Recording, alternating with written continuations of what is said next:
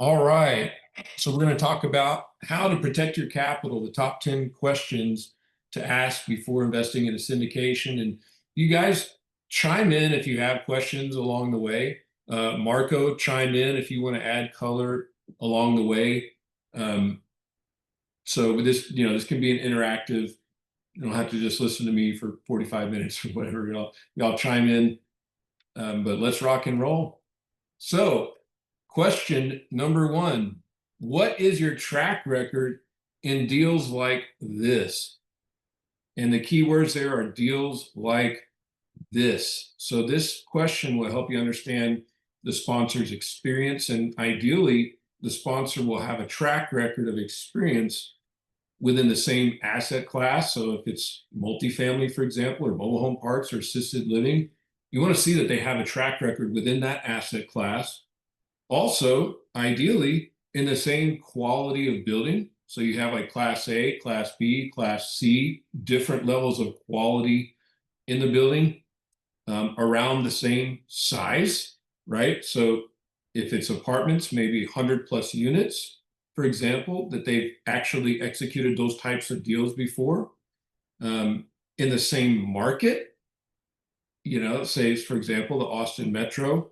So any of these categories, we talked about the asset type, the quality of the building, the size of the building, and the market. If any of those things are new to the sponsor, it doesn't mean it's a deal breaker, but it just means the risk is going to go up, right? So if let's say they've done the asset and they've done the quality, but it's a new market and a new size, now you got two categories out of the four that are new to that sponsor. So that's going to have a higher risk. So those are the main categories to look at. And you just want to ask these questions. Again, most people don't even ask questions like this. So we really want to help people to vet sponsors and get a little more granular. So if it's a new asset type, that's challenging, right? I mean, so if they've been operating multifamily, now they're jumping over to office, for example. If they've never operated office, that could be a problem, right?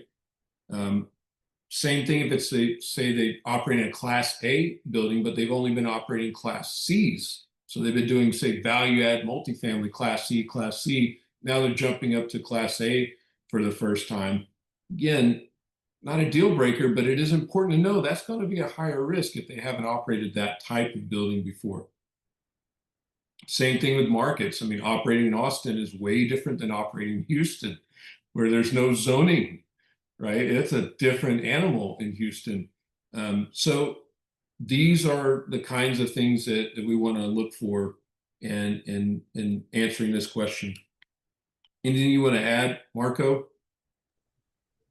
No, I was going to talk about you kind of layered it in classes, but I think about it more in terms of like execution plan. So because you could technically fall within the same class, like let's say a class B, but a class B could be stabilized versus a class B value add, right? So if somebody is just used to buying stabilized assets, their entire career, let's just say the last 5 to 10 years, they're going to find it difficult getting into an execution plan, which involves a heavier lift, right? So where you have to go in and then start managing subcontractors, right? If you're changing out, countertops, doing sort of a full value add program, it's going to be a much different operation than saying, hey, I invested in some nice class B that's well located that I don't really need to touch, right? So that skill set is also very different. So not just classes, but even within classes, there is a spectrum.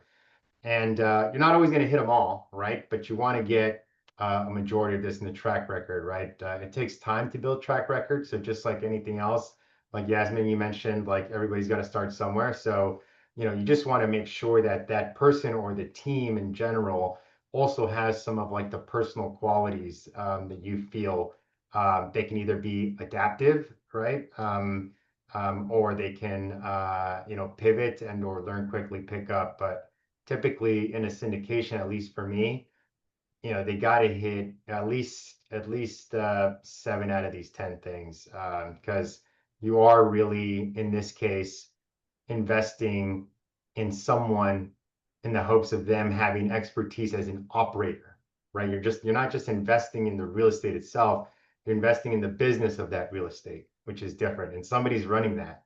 That person needs to know what they're doing. So Yeah, awesome insights, right? And kind of that the way I'm kind of hearing too is like the strategy. Like, what is the strategy? Is it operating a stabilize versus a value? A totally different strategy, right? So have they executed that strategy before? And yeah, great points. And it's like, again, yeah, they may be newer and they have less experience, but if that's the case, just understand that the risk is higher. It's going to be a higher risk, and therefore the returns should also be higher, right? So, or why wouldn't you just go to somebody who doesn't have or has a lot more experience and get the same returns? So just things to consider.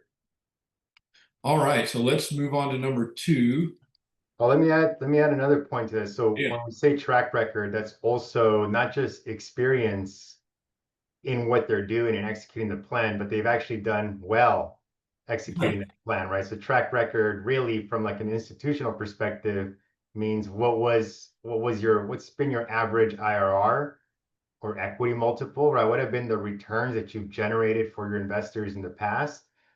That's probably the most important thing, right? Because most anybody can go out and buy real estate, but taking it through full cycle through a strategy, and then most importantly, exiting, which is the hardest part, honestly, finding that next buyer and sort of crystallizing your business and your returns. That's really what the focus is going to be. So track record and experience, but also track record from an economic perspective. What have your returns look like? So Want to get that all in a table and take a look at what they've done. so now you get to see just how aligned Marco and I are, even though he's in Boston and I'm in Austin. Watch this number two. Yeah, there you go. There you go. And he did not see this training, by the way. But yeah, so right, perfect segue. So how many of your deals have gone full cycle, and what were the returns for the passive investors on those deals? So Marco just touched on it, but yeah, full cycle meaning that they've taken it all the way, they've operated it, and they've exited. And again, that's a process, right? And a typical process could be 5 years.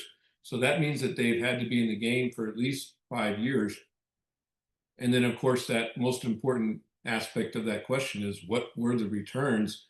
And I say specifically for the passive investors, you want to get that detail in there because they could talk about, overall returns, or they could talk about a lot of different kinds of returns. But what you're most interested in is what did the passive investors get?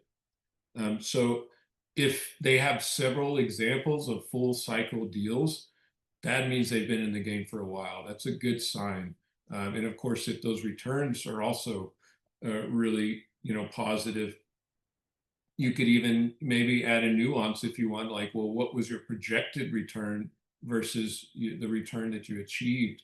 That's another, if you want to go a little deeper, because every deal is different, right? And every risk and return profile is different. So it may sound like a good return, but depending on the risk profile of the deal, it may not have been that great. So it's good to know what do they project and what did they achieve.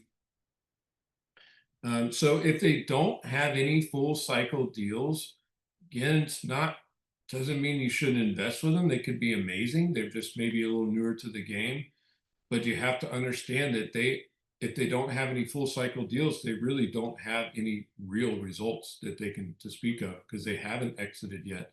They may be hoping to exit at a certain thing, but they're still hoping, right? Like Marco said, the hardest thing is closing on the back end. So, again, I'm going to keep saying this, but it's risk and return. All of commercial real estate and how all the big institutional guys look at this stuff is risk and return. So if you're dealing with a newer operator and they don't have as much experience, that's higher risk. That should come with a higher return than somebody else who's got a lot more experience, even if it's the same type of deal, that the other guy's doing. You may want to push for a higher return because they don't have the experience.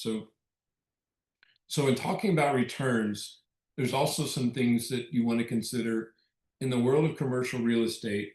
The most common way to talk about returns is IRR, or internal rate of return. And it's an annual percentage of return that takes into consideration the time value of money, right? So what that means is, for example, let's say if you're getting a lot of cash flow throughout the hold period, okay, that's going to give you a higher IRR because you're getting your money back faster, right? Whereas if you have another project where you don't get any cash flow, say for 3 or 4 years, and most of the money comes in the back end, that's going to have a lower IRR because it's taking more time. You're getting your money back slower. So, but that's typically the language they're using when they talk about returns. However, the other, which is probably what's most easily understood, is the ARR, or annual rate of return. And that's like the simple math, like, hey, I give you $100, you give me 200 back. That's 100% return. If it took 5 years, that would be 20% annual, right? But it's important, if you're talking to a syndicator, to make sure you clarify, are you talking about ARR or IRR? If they're not clear, right? Because if they give you the annual rate of return, but the IRR could be much lower, right? So you really want to make sure you're getting clarity around the IRR and the ARR. And then the other thing you want to understand is, MOIC, or multiple on invested capital. And that is basically, it's a common way of expressing returns. So for example, say you invest $100,000 in a deal, and then you get 200 back, right? Your original 100 plus another 100. That's a 2.0 multiple, right? Or a 2x multiple. That's another very common way that you'll see syndicators or commercial investors express the return. So it's just important to pay attention to how the sponsor answers the question when you're asking about returns. Make sure you know if they're telling you IRR or ARR. If they're only telling you about the multiple, ask about the IRR, ask about the ARR, because there could be some deals where it may have an impressive IRR, for example, but it's got a really low multiple. So you could have a 20% IRR with like a 1.3 multiple, because it's a deal that's like a development deal that's only a couple years and you're getting all your money on the back end. But do you really want to put your money in for 2 years for a 1.3x multiple, right? So all these things kind of work together, and it's just good to understand these three different variables. Marco, anything you want to add? No, that's good, man. Okay, cool. All right, number 3, how much of your own money are you investing? This is another very important question to ask a sponsor, and definitely don't be shy to ask this question, right? 5 to 10% of the total equity raise is kind of what's considered the market for the sponsor's investment in the deal. So for example, if it's a $5 million raise, then 250 to 500 grand would be like the industry standard, what you would expect the sponsor team to be investing. Doesn't have to be one individual, it could be coming from the team. It's typically a team that's running bigger deals as well. So if they're investing more than 10%, that's a great sign, because that means they have even more incentive to perform. And that shows great investor alignment. And that word alignment is a key word with all of this.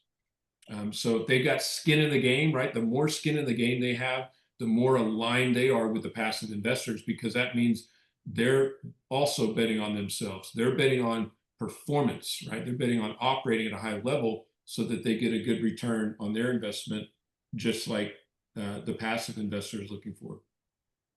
If they're investing less than 5%, again, it's not a deal breaker, in my opinion, but I would definitely ask more questions to get a better understanding of why. So some sponsors may be buying several deals per year. So they're like scaling up their portfolio, and there's only so much capital they can put into every deal. So that's understandable if that's what they're doing. Some sponsors may not have that much free cash because they've already got a lot of money in other deals and they're waiting for exits. So that's also understandable. But if they don't have money tied into previous deals or plans to, invest in a whole bunch of deals coming up, that's a little concerning. It could be a newer sponsor that hasn't accumulated a lot of capital yet, and that does add risk to the deal as well. But again, understandable if they're newer, maybe they don't have $500,000. So if the sponsor has done a lot of deals, but they don't have money tied up in deals, and they're not putting money into the deal, that's a little scary, okay? Because it could mean they lost money because they didn't operate well. And a sponsor who has money and isn't putting into the deal, that's also pretty scary because that means they're not even betting on themselves. So one other thing you may want to ask as a to go even deeper is when they talk about the money they're putting in the deal, just ask them, is it like their personal money that they're putting into the deal, or is it coming from a fund or from a private equity, right? Because that's something else that can be the case sometimes. They may be putting in GP money, but it's coming from a different source that may not be their own. So that's something that you may want to ask as a clarifying question. And again, there's no reason for any sponsor to ever not tell you answers to any of these questions. Like if that's their strategy, they should be very straightforward with it. So if they get wishy-washy with these kinds of things, that's kind of a red flag. So transparency, disclosure, and integrity are paramount in commercial real estate investing. So somebody's raising millions of dollars, which is oftentimes the case from a large group of people. It's imperative that they operate with the utmost respect. They should have zero hesitation, be completely open and honest about everything. Anything you want to add to that, Marco? I would just say, I mean, one thing to sort of connect with potentially if you see somebody with very low skin in the game is double check the fees that they're charging on the other side, right? It could be that, and you kind of want to run the calculation of almost net investment, right? So let's just say, it's a $10 million deal and they say I'm putting in, $500,000, but they're actually getting $500,000 in fees coming in after they close the deal. Well, their net in is zero, right? So you have to consider the math when you're looking at this and just right, get a little bit deeper because the optics could be confusing when you're looking at a syndication with somebody that is looking to sort of prey or do something like that on people that don't fully understand. So look at how much they're putting in, and then net out the fees that they're showing you they're going to get, right? Like the acquisition fee, if they're getting anything like asset management fees, all these sorts of things, right? That you want to look at and see like what is their net investment skin in the game, because that's one way that people get a little bit tricky. So just a little note there. Yeah, that's awesome, Marco, and yeah, definitely another good thing to look at. And again, these kinds of insights are sponsor will never tell you these things, right? This is why we're sharing this information because it's important. I mean, they're not gonna withhold good sponsors, but they're gonna answer the questions that people ask, right? And so that's why we're sharing this. All right. So, what is the business plan and why does it work in this market? And so, again, this will give you insights into their strategy. And that is essential because the strategy will oftentimes determine the potential of the returns. So, additional things to consider in this category and for any kind of investment, how are they adding value to the property? Right? This is what you're looking for them to answer, right? How are they adding value to the property? How are they making it more attractive to tenants? so the tenants will pay higher rents. How are they going to increase the revenues, or how are they going to reduce the expenses so that the NOI, the net operating income, increases? Are they going to reposition the property in some way to add value? Does their strategy make sense for the market? And will their strategy appeal to the market? So the strategy should be very clear, should be definite, and it should make sense. So keep in mind your primary returns, or your returns are primarily coming from two things: the cash flow during a hold period, right? How much cash flow is there along the way? And then also the appreciation that they can realize, or really force into the deal. And we say forced appreciation because you don't want the sponsor to be relying on the market to appreciate. If the market appreciates, that's great. That will add, additional value. But the market could also depreciate, right? So you want to see how are they controlling that value? What kind of appreciation are they controlling? And so, again, relying on the market to appreciate, that's not a strategy. That's just hope, right? So the strategy should be describing how the sponsors are going to increase cash flow and how they're going to increase the value of the property. So that's what we're looking for with the business plan. Anything there you want to add, Marco? Um, yeah, I mean, this, you can get a little bit more technical with this, and maybe that's something we'll save for another time. But there's a difference, like when Mike was talking about like what we call like beta versus alpha, right? So like the beta return is what they're going to get as far as like what the market is actually giving them, right? So if somebody says we're going to grow, or you look at their pro forma and they're growing rents at like 3% or 2.5%, and it matches inflation, well, you know that that's sort of just general appreciation. But if they have a second line item that kind of shows, increase from renovations, another $100 per unit, right? You multiply and they actually show you additional income. Well, they're showing you what that alpha is that's driving that value. Oftentimes they won't, but it's a good question that you can ask and say, hey, can you give me a breakdown of like your sort of general, growth driven by macroeconomics, and what is the actual alpha that you guys are squeezing above and beyond that? Yeah, I'd like to understand that. So Yeah, yeah, very cool. they may Okay. just not call you back and be like, no, that's too. But yeah, good ones will have that already in their pro forma. So. So you just triggered a question. This is off the script here, but something that my opinion is, if I ask a sponsor for their detailed underwriting, and they don't want to share it with me, to me, that's a red flag. Now, I get that some sponsors may not want to share detailed underwriting because that's the kind of stuff I'd be looking for, right, Marcos, or that kind of Yeah. stuff. So, what's your take on that? Yeah, same as yours. I mean, Excel is not rocket science. There's nothing in an Excel model that is honestly could be proprietary.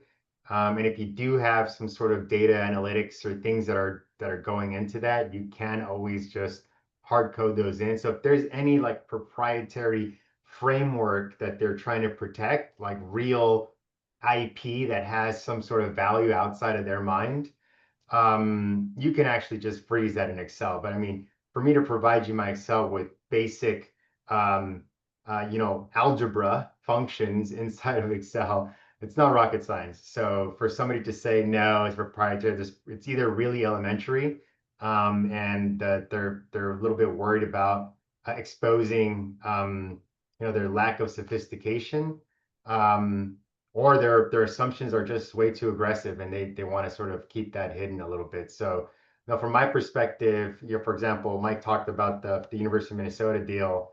I shared our underwriting right away. It was like, yeah, of course, I would be asking the same questions. So yeah, big red flag if they're trying to hold that. there's nothing in my mind, and I've seen thousands and, and been on every single side of everything. So uh, nothing, no rocket science there. Anybody could shred a pro forma. Yeah. And that's really a pro tip too, because not only will it give you an idea of, if they're not willing to share, that's a pretty big red flag. But it also kind of shows them that you're not, messing around. And whether you're an expert in underwriting and can read through all this stuff or not, the cool thing is, again, this is another reason why we're building this community is because like anything that I would invest in, I'll have Marco look at it.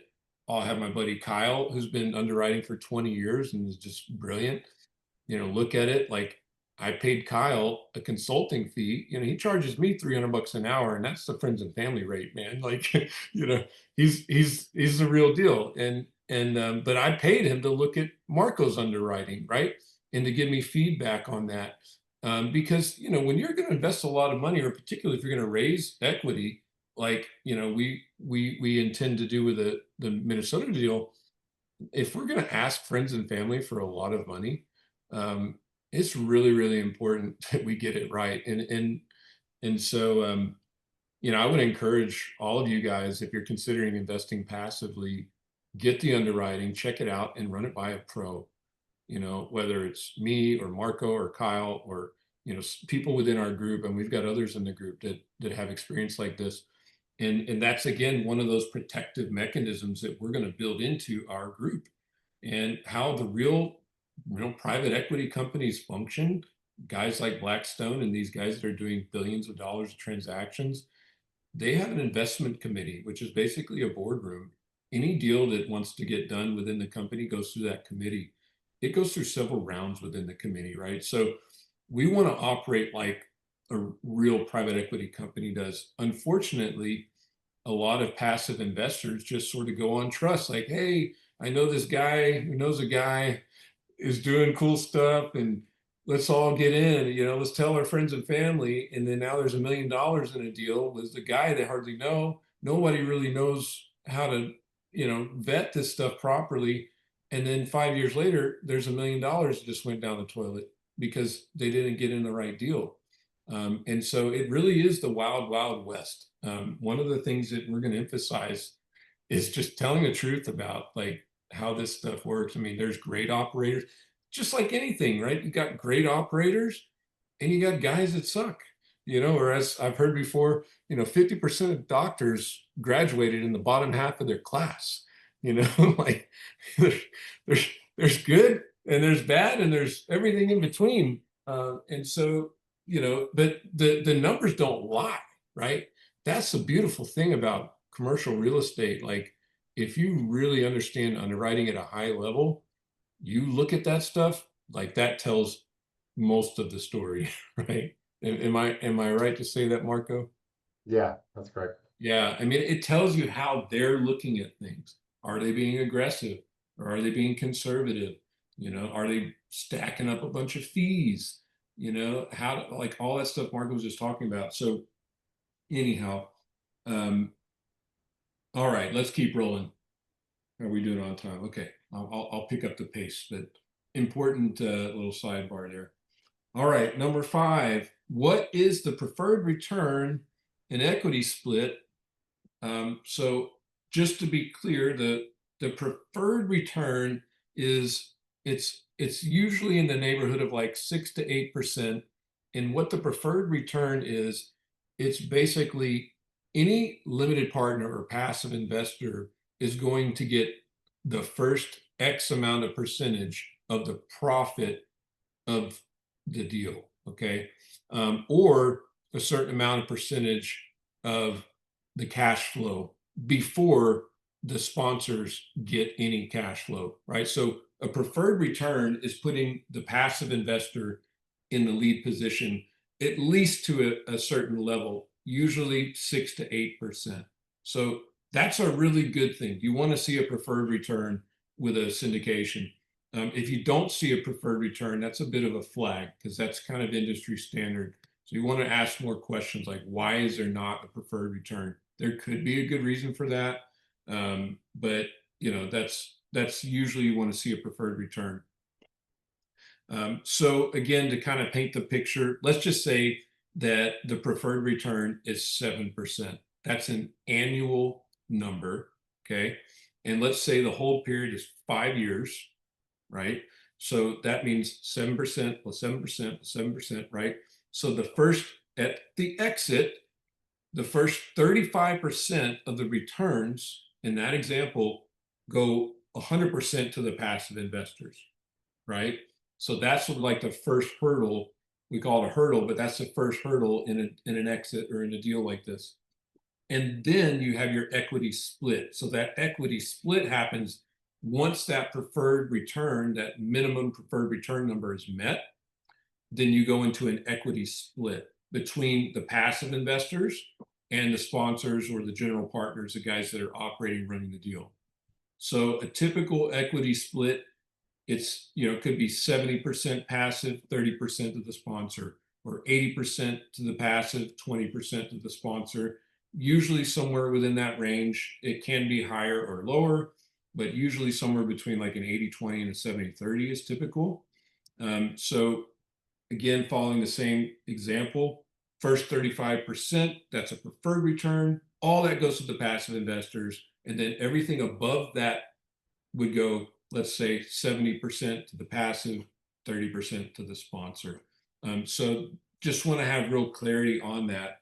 Now, to make things even more confusing and complicated, okay, there can be additional hurdles, okay? They call them hurdles. So it could be 70-30 split up to a certain return. Let's go back to that IRR number. Let's say 70-30 up to a 15% IRR to the passive investor. And then that next hurdle could be split differently. It could be 50% to the sponsor, 50% to the passive investor, right? So that would be like a multiple hurdle situation. So usually deals don't go deeper than that, but they can. There can be like 3 or 4 hurdles.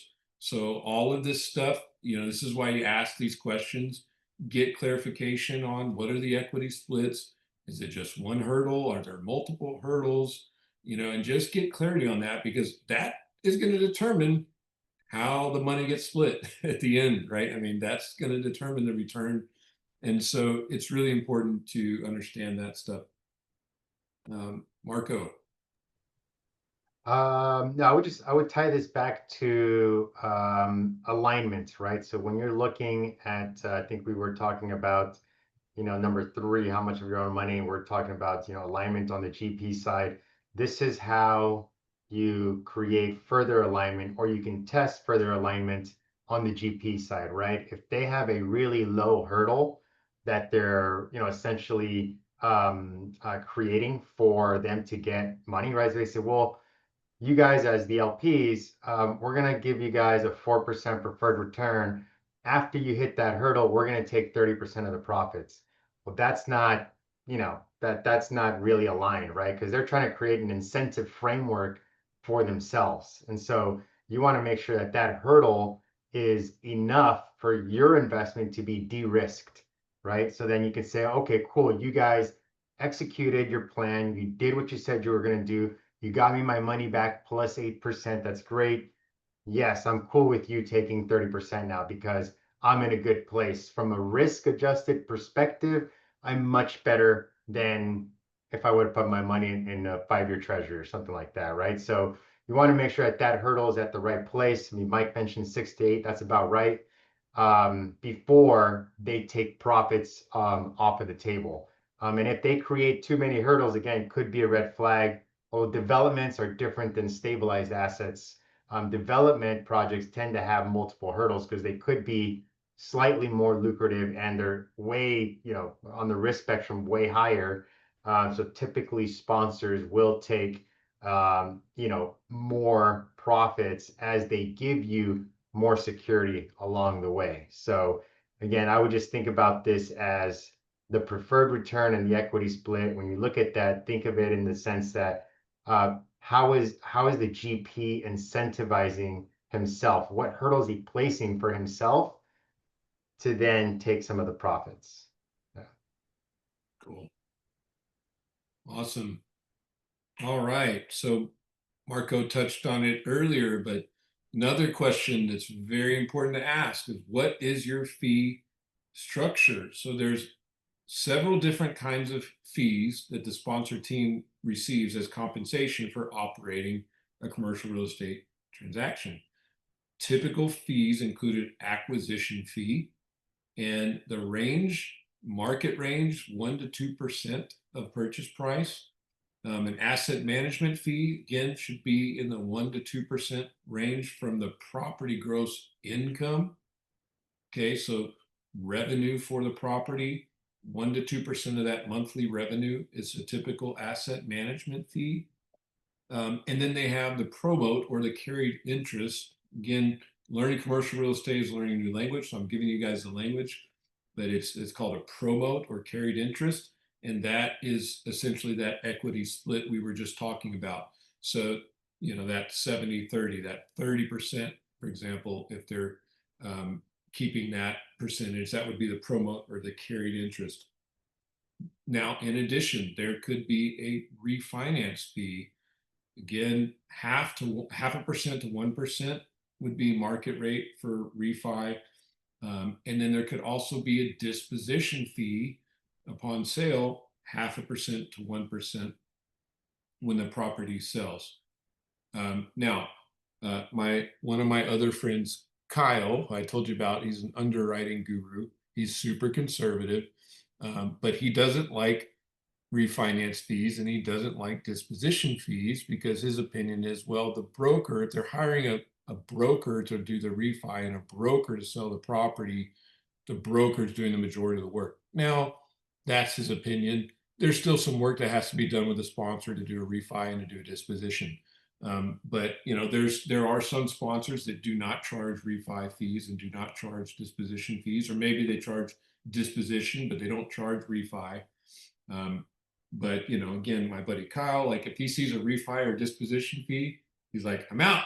I'm not doing it, because to him, that's not alignment, right? There's not alignment there. So, but everybody has a different view on this. I think I'm a little more, I guess, in a little more accepting of these kinds of fees. They are rather common, and as long as they're not like over the top, now if they have like a 2% refi fee or a 5% acquisition fee, that could be a problem. So there's a couple things to consider when asking about fees. So first of all, are they within the ranges that I just shared? If they're higher than those ranges, ask why. Why are they higher than the ranges? The neat thing about commercial real estate, you'll hear this word a lot too, is market rate. There's kind of an understood market rate for a lot of these things. And so if they're charging higher fees, they probably understand they're charging higher fees. If they don't understand, then that's a problem, because they should understand. So you want to ask why. Why are you charging a higher than market rate fee? Now, there could be a good reason. For example, let's say the sponsor is signing a recourse loan, meaning their assets are on the line. That can be the case in some types of projects. A lot of projects are non-recourse in the commercial world, but some could be recourse. So if they're actually signing a recourse loan, their assets on the line, it's a personal guarantee, could be 10, 15, $20 million. That could be a reason to charge higher fees because they have higher risk. Or if it's a less expensive property, let's say it's 10 million or less. Well, again, we're dealing with percentages. So that might justify a little bit higher percentage in fees because they still got to do a ton of work to close, whether it's a 10 million or 20 or 30 or $40 million building. So that could be a reason why the fees are a little bit higher. Or if it's like a super heavy lift, if it's a very opportunistic, super high value add play where they've got to do a lot of remodeling, a lot of construction or repositioning, that might justify some higher fees, particularly like an asset management fee, if it's going to be a very intense operation. So once you understand the fee structure, again, kind of reiterating what Marco was saying, add up the total of all of those fees, right? So what's the acquisition fee in dollars, right? So if it's 2% and it's a $20 million purchase price, that acquisition fee is tied to the purchase price, to be clear. So if it's $20 million, that 2%, that's 400 grand for the acquisition fee. And then, look at their asset management fee, say it's 1%, and that ends up being, 50 grand a year or something. Then you add that up throughout the 5-year hold period. That's another 250 grand. If they have an exit fee, disposition fee, or refi fee, add all that stuff up and figure out what is the total amount of fees that they're going to be collecting. And then you can run that number and, kind of relative to, like Marco said, what's their skin in the game? How does that compare to their skin in the game? How does that compare to what they're putting in? How does it compare to the value of the property, right? So again, if it's like a $10 million property and they're getting $1 million in fees, that's a little high, right? It's 10% of the value of the property in fees. The other thing to consider is how many sponsors, right? So if it's 5 sponsors versus 2 sponsors, those are things to consider too, because they're going to be sharing those fees. So the last thing to say is just, again, we're talking about alignment. Alignment is that key word that we're talking about here, because keep in mind, this is the big thing, guys. The sponsors get the fees whether the deal does well or not.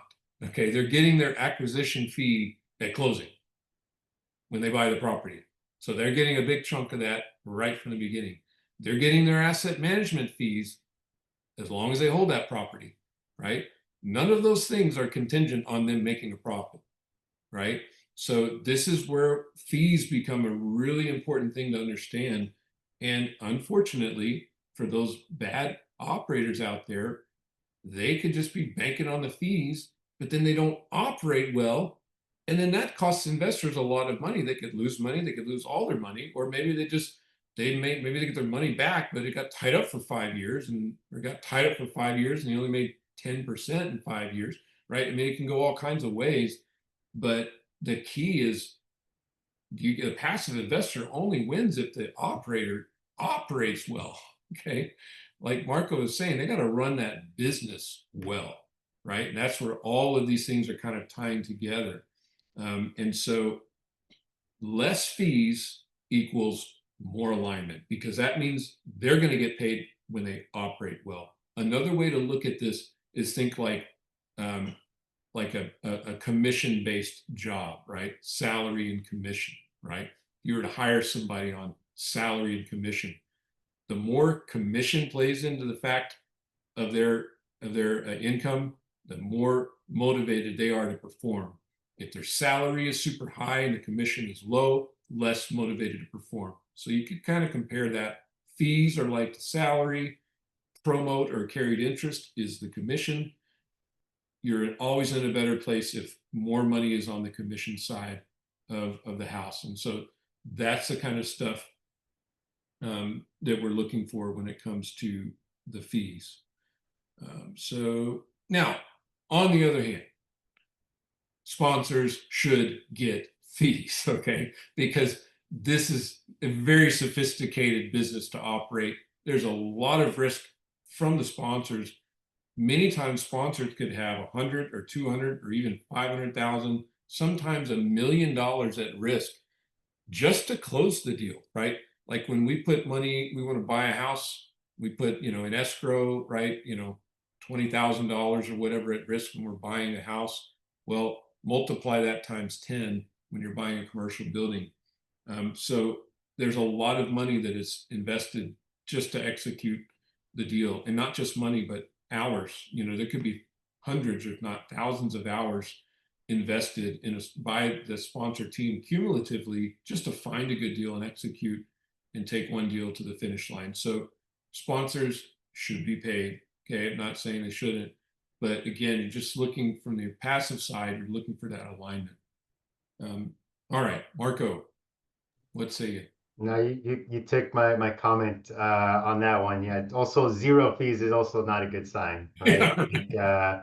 They have to be incentivized to actually work and produce. So market is really what you're looking for, right? So market fee structure with a very narrow sort of standard deviation right or left is kind of what you want to look for. But yeah, but zero is also a red flag for me. I go, well, what are you doing? Like what, That could be a fraud why? situation. How are you living? So You want them to eat also so that they can operate the property. So you don't want them yes, to starve. yeah, Exactly. yeah. I know. I went pretty aggressive about the fees, but there is the other side, right? So you definitely want to keep it fair. And you guys are they're business partners, right? So again, it's not definitely want everything to be amicable and we're on the same team. But again, just that alignment factor is what's the biggest consideration. All right. So how do you communicate with investors? And I would say once the deal is closed, right? Usually they're very good communicators to get the money. Okay, that's important, right? They want the money, but what happens after they close? So what we're looking for here is structure, hopefully either monthly or quarterly, at least quarterly updates with financial reports that are communicated, via email, or they may have an investor portal where they have updates. And then you also want to know who is your point of contact? Who do you contact if you have any questions? And also, not just an email, but a phone number, right? Again, someone that you can talk to, not just communicate via email. So another little tidbit there is, ask for that. Like, whose number am I going to call, right? Or they say, oh, you can email me here. Okay, how do I call you in case I have a question? Just another little way to test like how, they respond to that. And if they don't want to give you a phone number, I don't know, that doesn't seem okay. So that's another good question to ask. But, you know, this one is pretty straightforward. Just looking for a rhythm. Is it monthly? Is it quarterly? How am I getting it? Is it email? Is it a newsletter? Is it a investor portal update? And make sure we're getting good communication there. And then if they're not doing what they said they're going to do, then that's why you get that phone number. Because you need somebody to call. Like, hey, what's happening here? Anything there, Marco? You want to add? No, that one's pretty straightforward. Well, all right, number 8. What are the biggest risks in this deal, and how are you mitigating the risks? Sponsors should be well prepared to handle this question if they've done their due diligence. So if there's any hesitation you get from sponsors with this question, that's a bit of a red flag. Did they really do their diligence would be the question I have to ask, because there's always risk in any deal, or are they not wanting to share those risks for some reason? So good sponsors know every investment has risk factors, and it's their responsibility, okay, to disclose the risk factors to investors. And every investment is different, but there's a few things to consider when investing or when assessing, sorry, the risk of any commercial deal. So one of them is location. Location, just like with residential, location with commercial is very important. And think like population. Is it a major metro area? Is it a hot market? Is it an up and coming city? Up and coming meaning are people moving there, right? Population growth, economic growth. These are the kinds of things that drive up the value of the market. Or is it a suburb, right? Are they outside of the major metro? How far outside are they? Or is it a tertiary market, like a smaller population market, right? So the further you get away from population and the further you get away from growth, higher risk. Okay, so location is a big factor. And then even within the city, right? Because we know there's good places within the city and there's not so good places within the city. So where, like within the city, how is that location? Is it prime location? Is it high end? Is it middle of the road? Is it like lower end, up and coming? Or is it like you wouldn't be there after 7 o'clock. You know what I mean? Like, what kind of location is this? And So that, that location within the city is really important. The other factors to consider is the property condition. Is it new construction, or is it a 10-year-old property, 5, 10 years old, fairly new? Or is it 20 years old, 30 years old, 50 years old, right? How well has it been maintained? Is it going to require a lot of work? How much deferred maintenance is there to account for? Does it need a new roof? Does it need new plumbing? Some of these big ticket items. So the older the property, the more repairs, more maintenance required to operate, higher risk. Strategy. We talked about this a little bit earlier, but strategy, is it a new development? Development, as Marco also mentioned, is always the highest risk because there's more moving parts, there's more uncontrollables like city and county approvals that may be necessary, fluctuations in labor market, fluctuations in materials market. So, development is always higher risk. The highest type of risk is new development, but usually it comes with really good returns as well. Um, or if it's like a major repositioning, like if you're taking an office building and converting it to a hotel, or taking a hotel and converting it to assisted living, right? If you're doing a major repositioning, that's really high risk, right? Because you're basically starting over with the asset. Um, and then different asset types have different types of risk, right? So like hotels, retail, office buildings, those type of assets can be greatly affected by the economy, right? We saw what's happened with the office space. What COVID did to office completely flipped it on its head. I mean, just completely flipped it with remote working, right? So the office sector has really struggled in the last, 4 or 5 years. Same thing with hotels, Airbnb, like that kind of stuff. If the economy's good, a lot of people are traveling, that could be really good. The economy's bad, that can be really bad. So it's a lot more dependent on the economy. Whereas things like multifamily, self-storage, mobile home parks, these types of assets are not as fluctuating with the economy. There can be, some ups and downs, but not the big swings. So that's something to consider as well. So these are just some high level things to consider, but the truth is every deal has different risk factors and a different risk profile. And the sponsor should be able to clearly communicate that and how they're going to address those risks. And then once you hear them out, then you just have to decide if the risk factors that you're hearing and the returns that you're getting make sense to you, right? I mean, does this make sense? Is it worth this risk and to get X amount of return? What you got, Marco?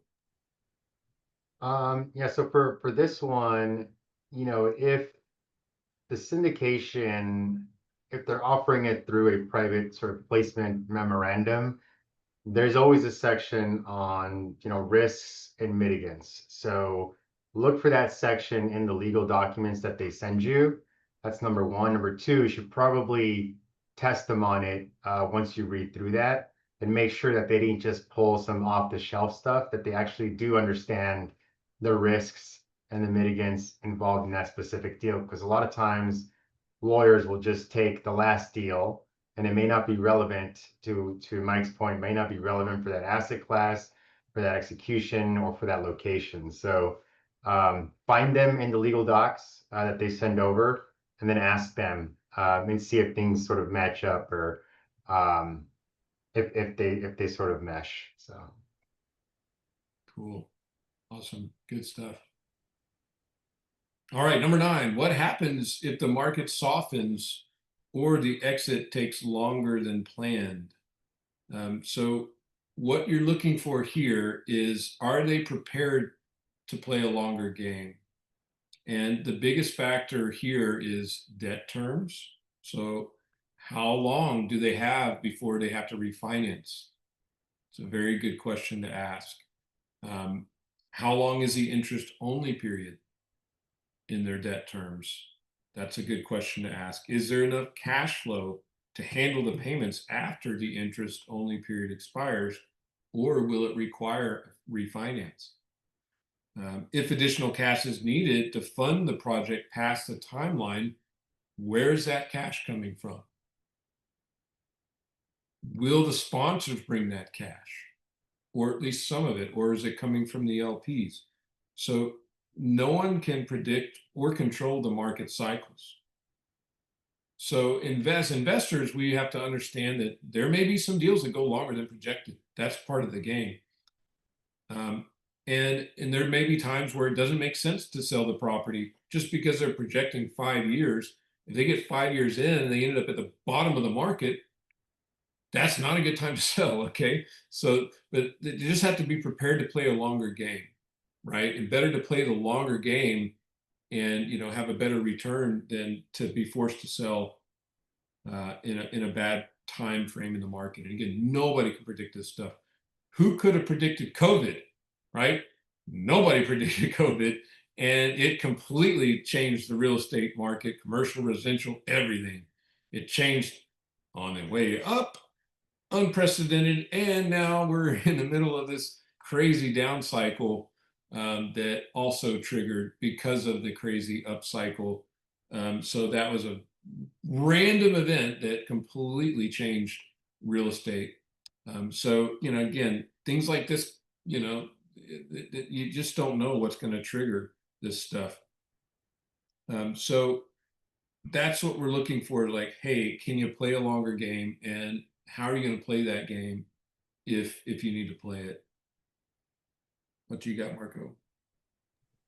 For this one, I think if they do have a track record that sort of spans a typical economic cycle, right, at least 10 years, then ask them, you know, for what their experience has been in a situation like this, right? So if you see that they have some sort of vintage asset in their track record that dates back to, let's say a 2009 or even, 2015, 17, something like that, then ask them, hey, what happened on that down cycle, right? When things were softening up or interest rates started going up, how did you handle it? What was the plan and what was the outcome?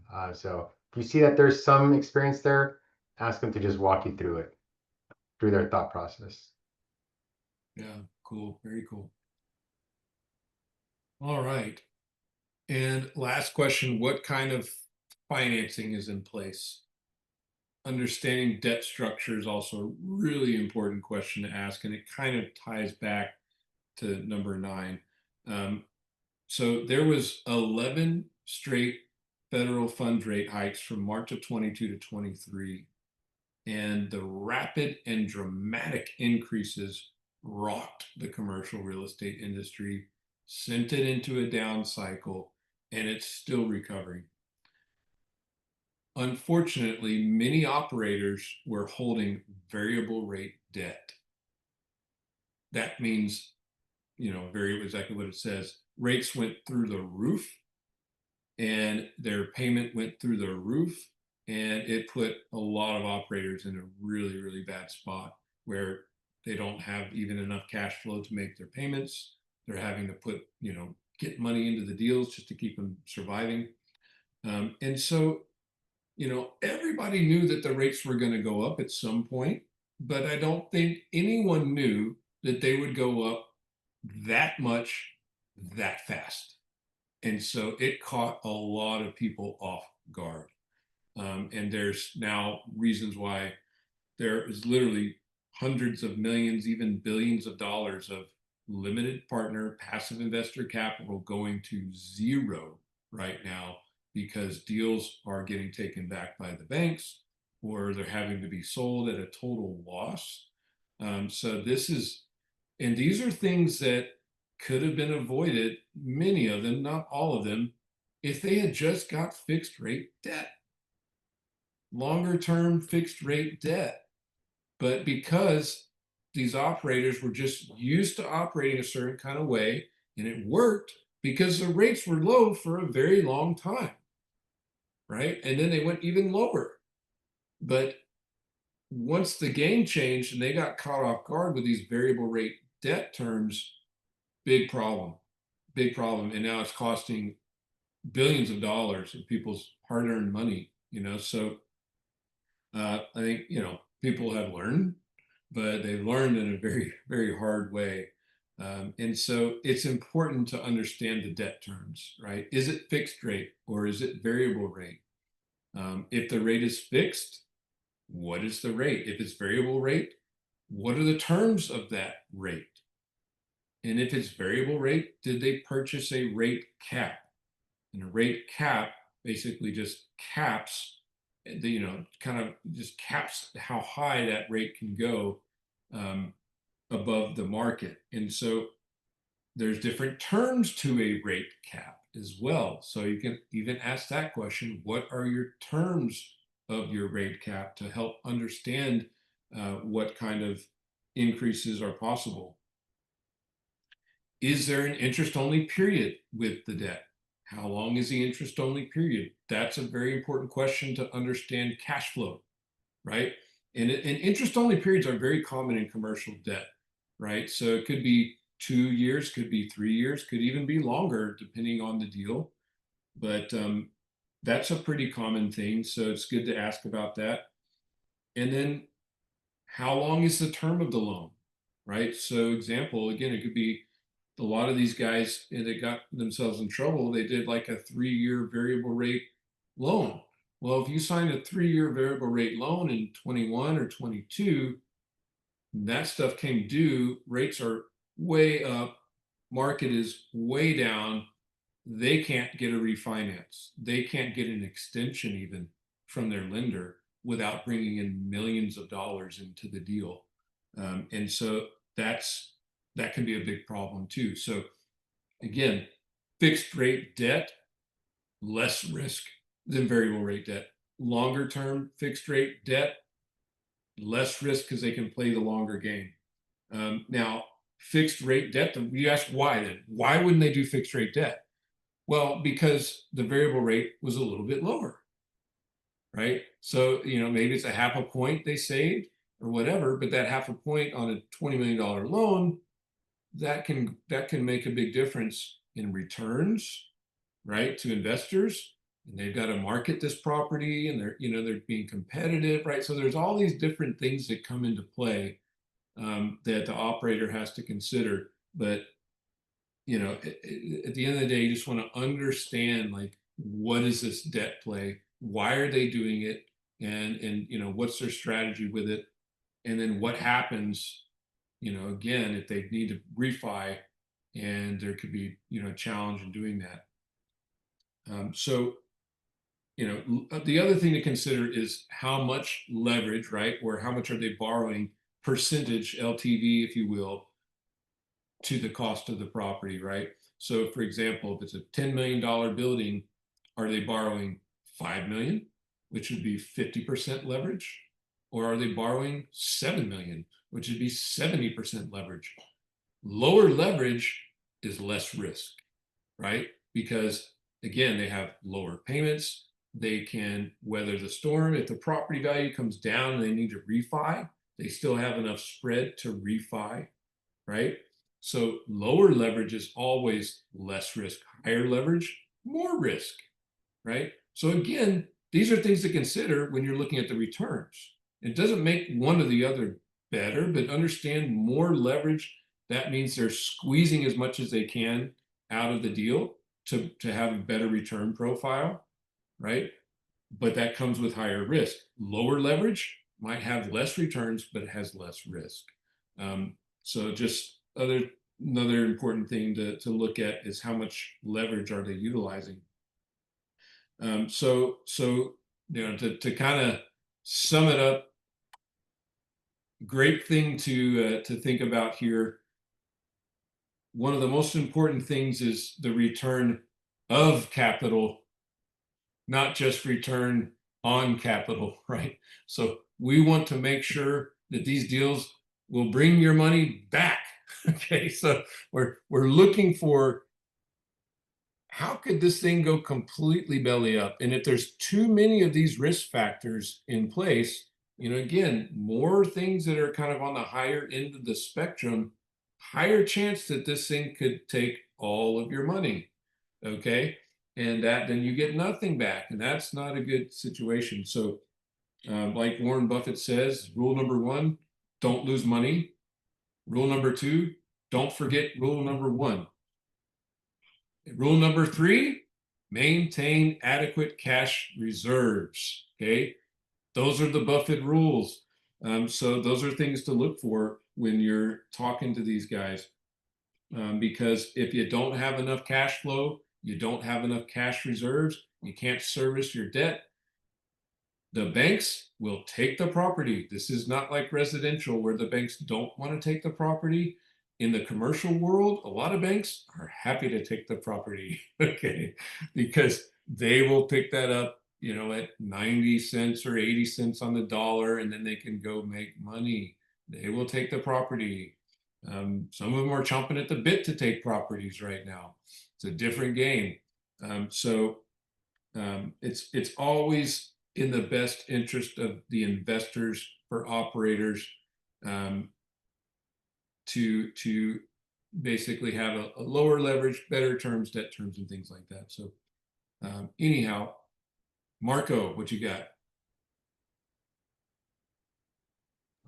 Yeah, no, I think this is an important one for sure. And I'll just add that it is a huge indication of a sponsor's experience, the type of debt that they're putting on their property, right? If you have seasoned operators that have been through a couple of cycles and they understand the necessity to either take a little bit of the return down but but increase or sort of risk adjust with fixed rate debt, even though it can be a little bit more expensive.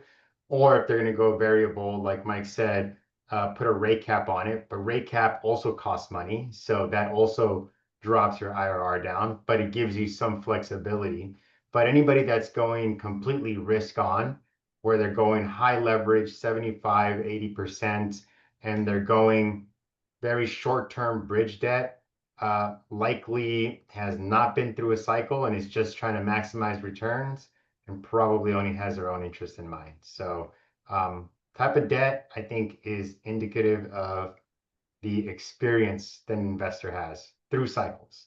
So once you've been through a few, or like me, a couple, you're very cautious when you're taking deals down. You're looking for um, for that risk adjusted return. So that brings a question to mind, Mark. Is there is there a situation with your experience and everything you've done that you could see in the future where you would take on a variable rate debt, and why would you do that? Yeah, so I mean, if you think about it, you're probably in the right time today. If if you look at the yield curve, the forward year yield curve, and you have several macroeconomic indicators that are telling you that the interest rate environment is going to start to go downward, right? We have, if you look at the last jobs report, unemployment, all these sort of signals from a macroeconomic perspective are kind of telling you that the Fed is likely to cut rates, which cuts the overnight rates, which then in turn commercial mortgage rates are also affected by that, right? It starts to squeeze that down. So if you have high conviction that you're going to be entering a decreasing rate environment, then you may want to bet on that and get a variable rate. But I would still caveat that with still hedge yourself in some sort of way. So very difficult. And again, these aren't prepared. So I mean, Mike is just asking me. Very difficult for me to say I would go bridge debt only and leave things kind of exposed. Wall Street background will always tell me to hedge. So, I would still buy a rate cap. Um, in a declining environment, they get cheaper. So the impact to your IRR isn't as bad. Because the tail end of the yield curve is going down. So obviously that swap is going to be a little bit less. So I would still hedge, but this would be a good time to position yourself. You can squeeze some IRR out of variable rate debt, but I would still hedge, just to cover. But Yeah. Hey, And guys, I have that's a question for you, if you don't mind. I, what's I was that? I was watching a YouTube video. Basically, they were breaking down the underwriting of a multifamily building that they were looking to reposition. Um, and they were saying that they had a 2-year bridge loan on it because it wasn't 90% occupied, so that was the only option. So is that normal? yeah, so it depends, not all the time.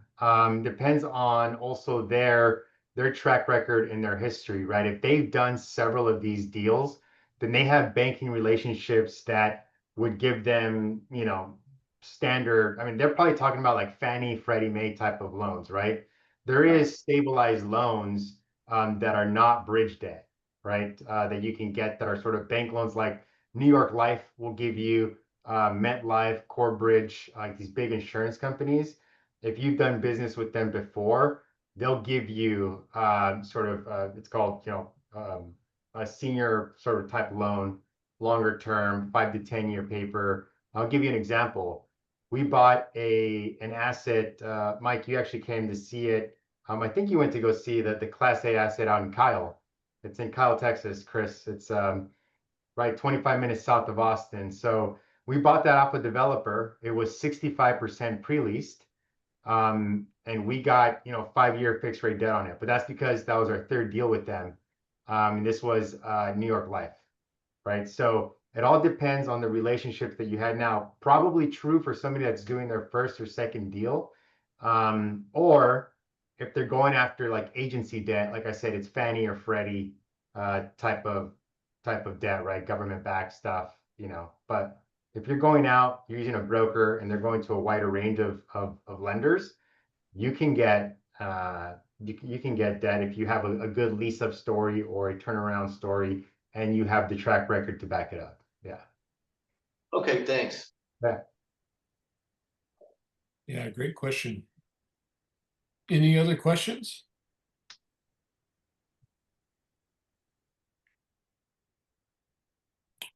All right.